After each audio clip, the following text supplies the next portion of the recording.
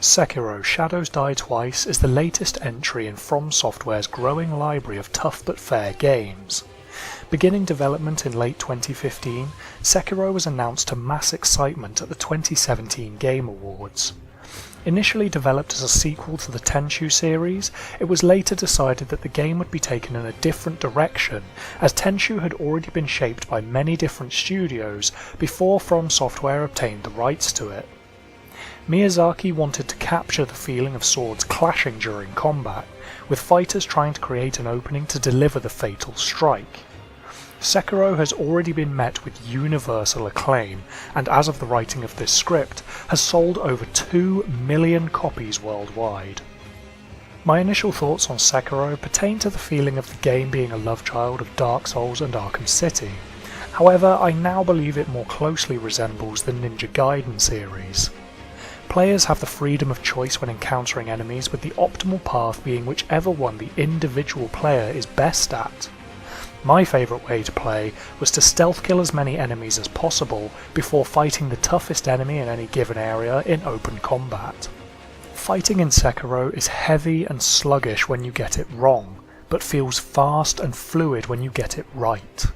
Every enemy has a rhythm you need to dance to in order to beat them, and their timings must be used against them. Whereas previous From Software games, like Dark Souls, require you to be slow and methodical, Sekiro rewards heavy aggression and discourages the player from being cowardly.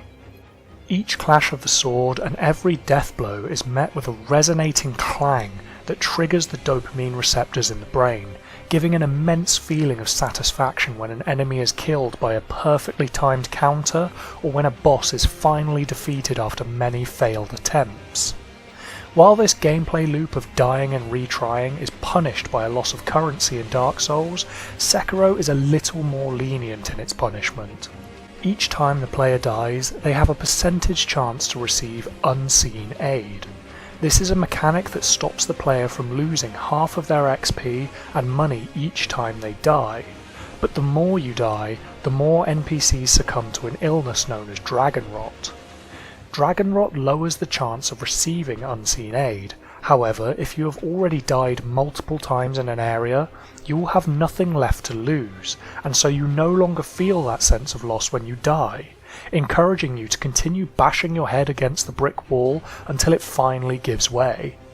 Sekiro manages to maintain the tough but fair challenge that Miyazaki is famous for throughout its runtime for the most part.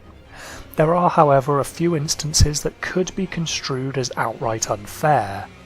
Many players, including myself, found one of the final bosses to be a little too over the top in terms of raw power, and so this could put players off from finishing the game when they reach that final hurdle.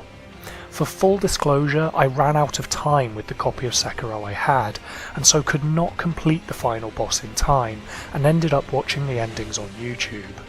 True to the Souls-like games, Sekiro has multiple endings depending on which questlines you trigger and subsequently complete throughout your playthrough. And in true Souls fashion, the clues to find these pathways are very obscure and well hidden. Sekiro requires you to explore the environments when you have some downtime, to find the items and characters that will point you in the direction you want to go.